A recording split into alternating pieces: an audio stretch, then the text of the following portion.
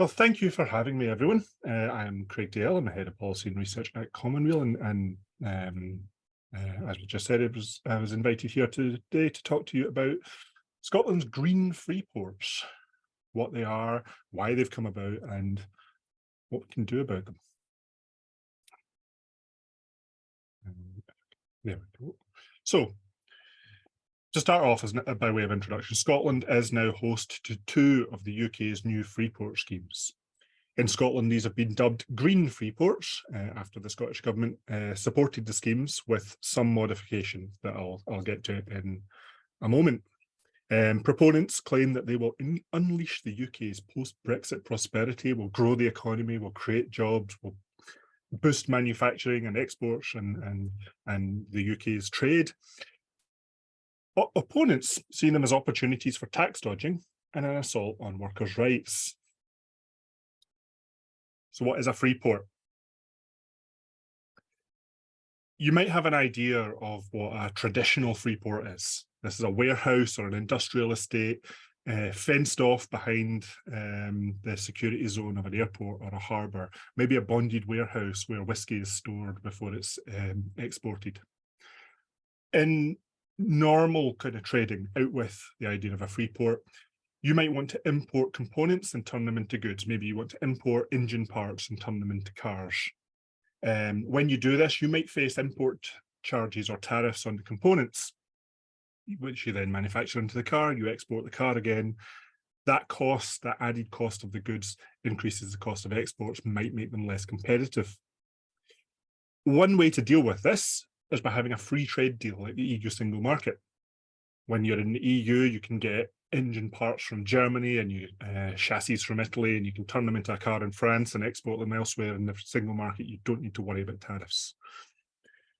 However, you might also find with a single market that maybe it's cheaper to make the manufactured goods somewhere else and then import them to you without tariffs.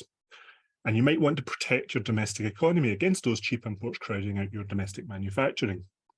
Even within a single market, it's often easier to move money and goods than it is to move people. A compromise is a freeport. This is a zone you create in your country where components can come in and you do not charge them the import tariffs.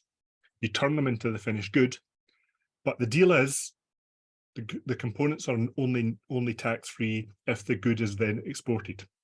If you take the components in, turn them into a car and export them within the freeport, everything's tax-free.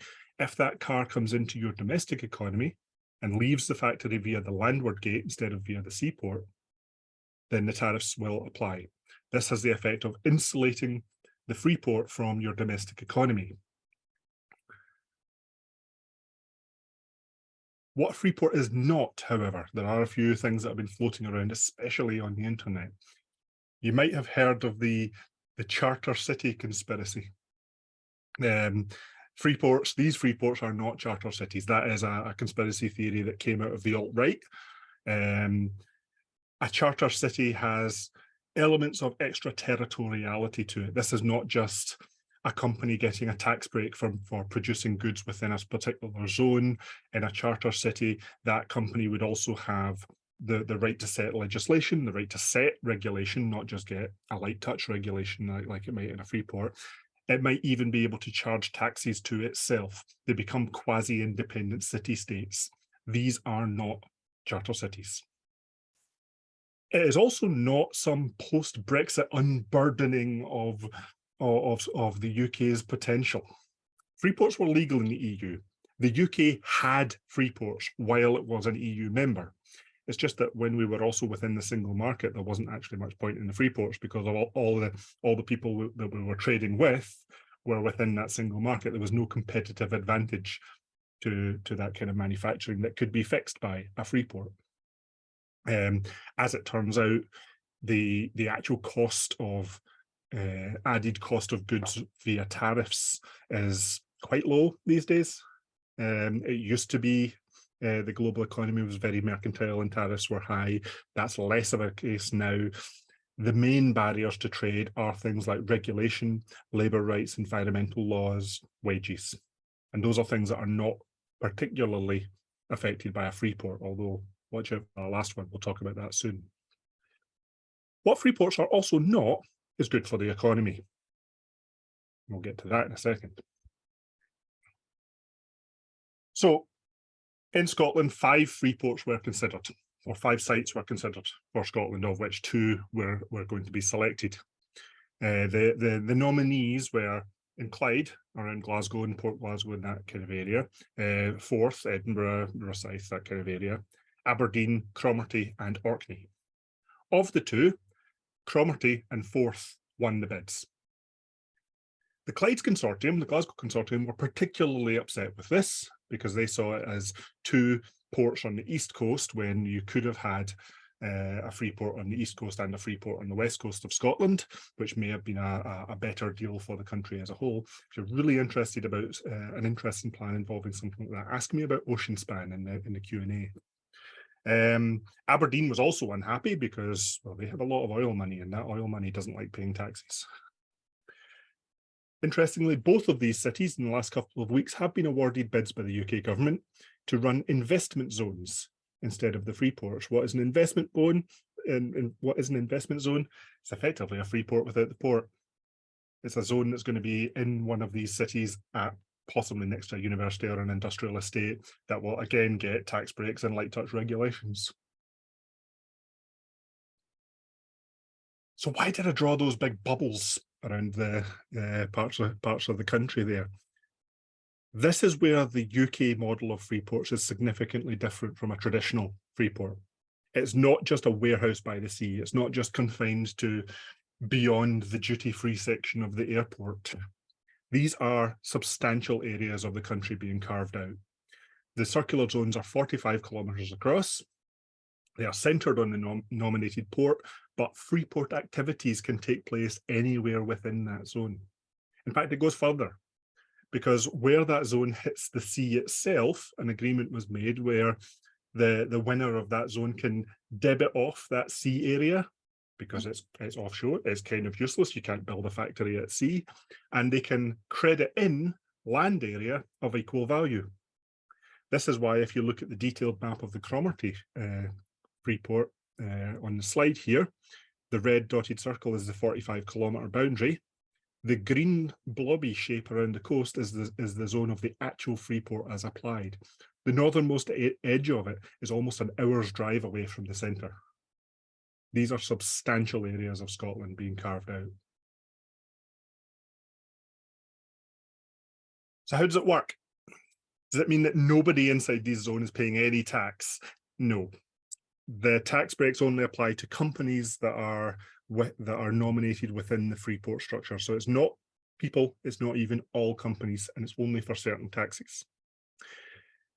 The free port sites have to be located within the bubble, and there's some sort of preference to quote unquote undeveloped sites, whatever that may mean.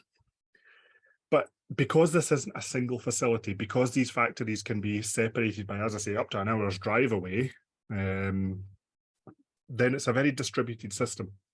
And the major risk for free ports is that the goods that you manufacture within them leak out into the domestic economy, and especially do so without paying tax.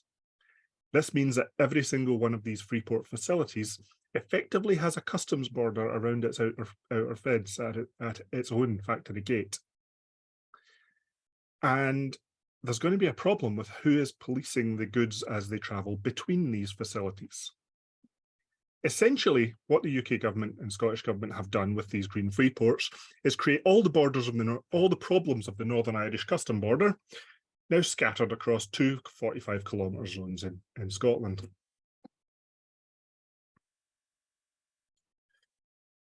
So what tax breaks will these companies get? Well, if you think you'll pay less tax if you work for a free port, think again. All of the proposed tax breaks are aimed at companies, not workers. UK-controlled taxes like corporation tax and employers, not employees, national insurance, may be discounted or zeroed for the free port companies. And the Scottish Government has proposed offering tax breaks on things like land and building transaction tax and business rates. It's worth saying that the free ports in England and in Wales They're also looking at the analogous taxes down there, stamp duty and the like. But the critical point here is the Scottish Government is supporting these green free ports, not just through policy, not just through nice words, but through actual tax breaks that they control with devolved powers.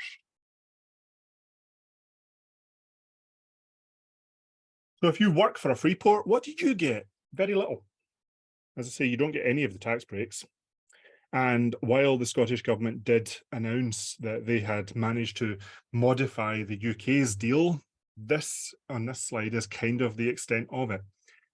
These are the concessions that the Scottish Government managed to get these free ports to be quote unquote green. The bidders for the free ports may include elements that align with the Scottish Government's Fair Work First criteria. For example, business commitments on the real living wage or trade union engagement.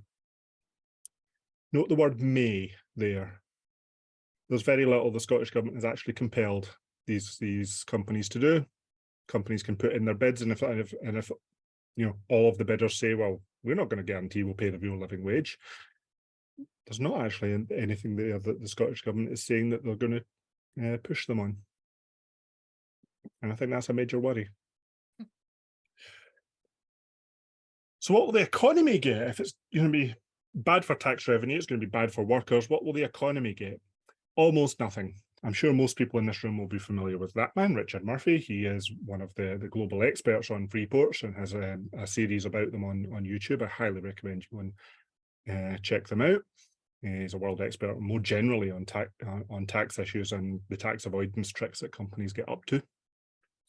And he said that free ports around the world have shown one consistent pattern. They do not create economic growth. At best, they move the economy from out with the free port to within the free port.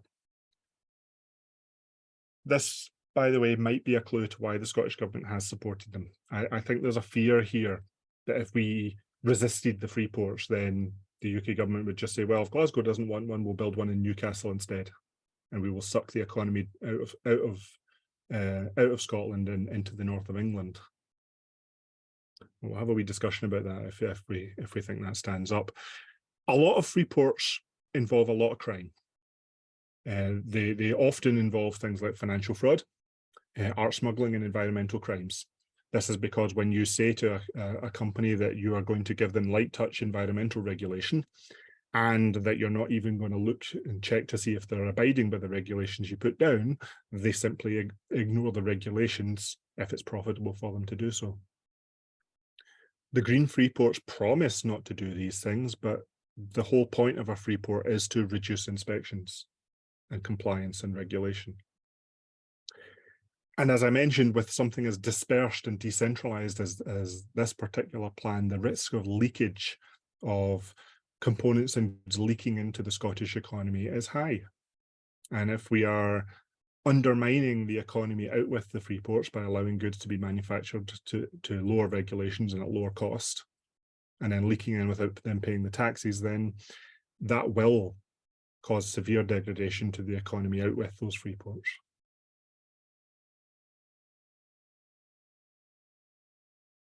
There's an interesting tangent on this, and that's to do with the ScotWind Renewable Project. The Cromarty Freeport folk pinned a lot of their bid on supporting offshore activities like ScotWind, but just think about this for a moment. The point of a free port is to isolate manufacturing for export from the domestic economy.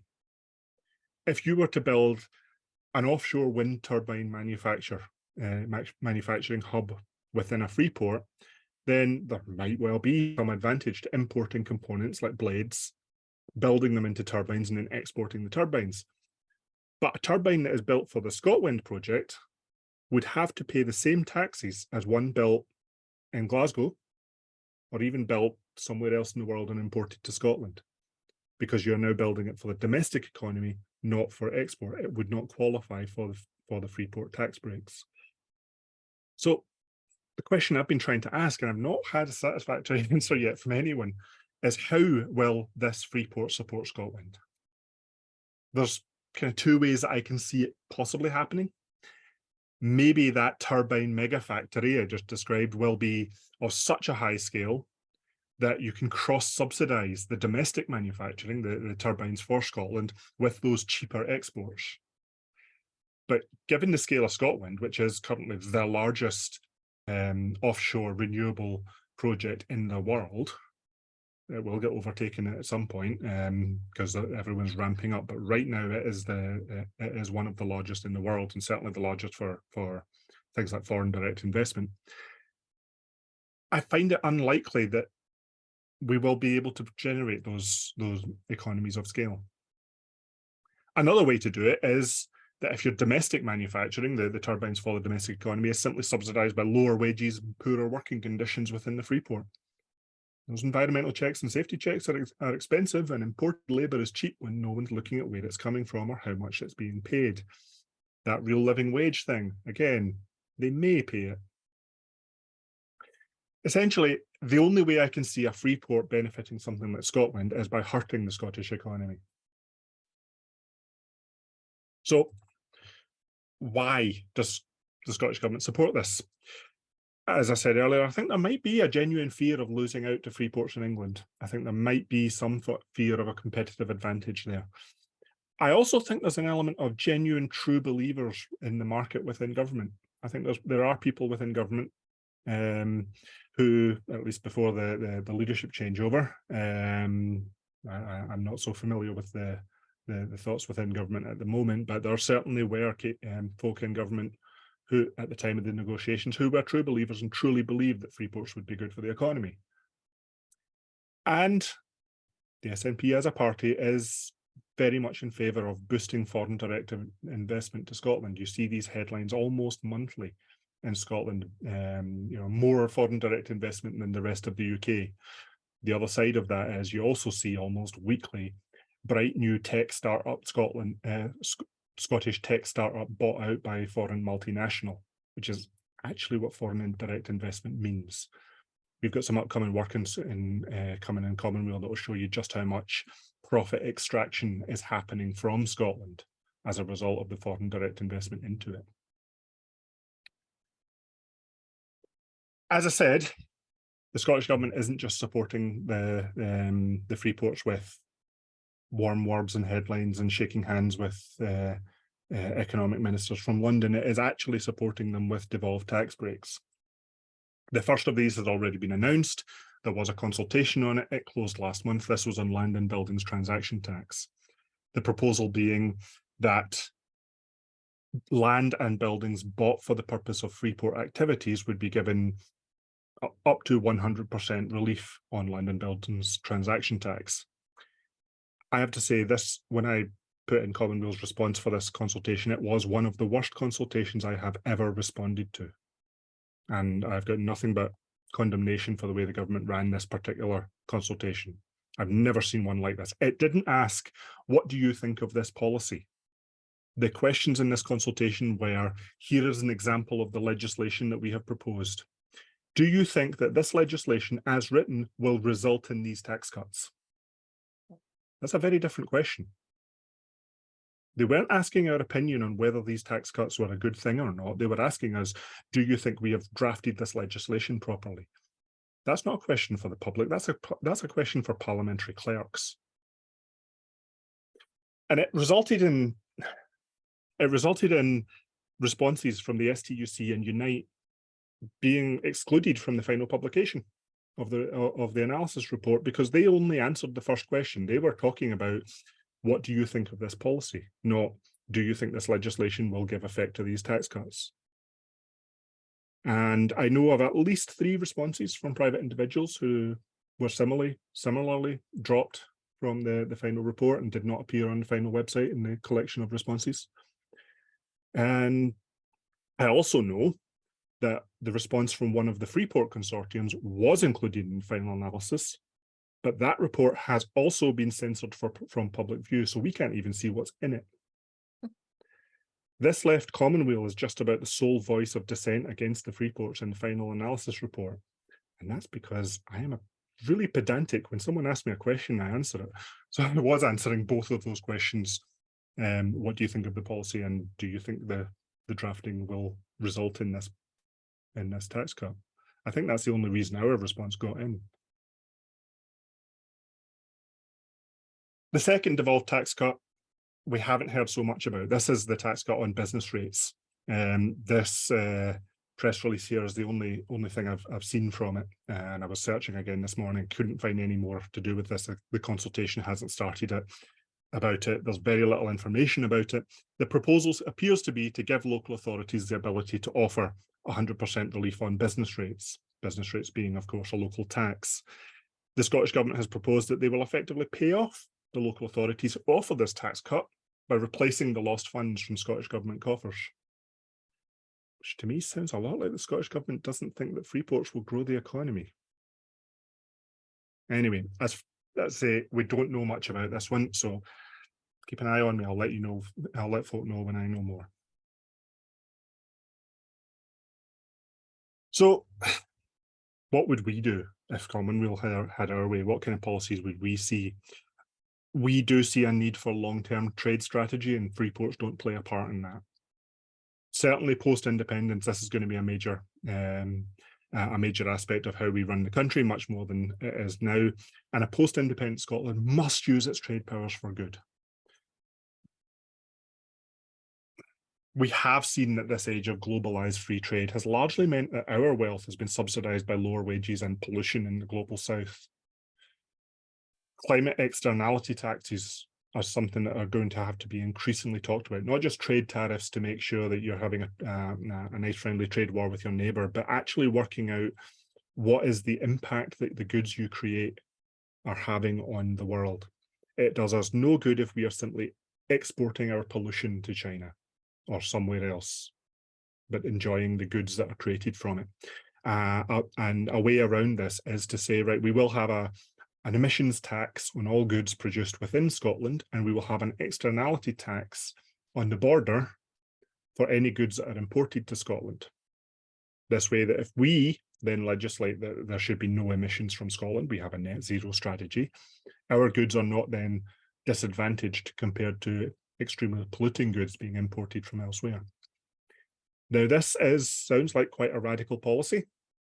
Sounds like one we'd have to spend a lot of time convincing people to support, but it turns out that in the 2021 Scottish Climate Assembly, this precise policy was supported by over 90% of that assembly.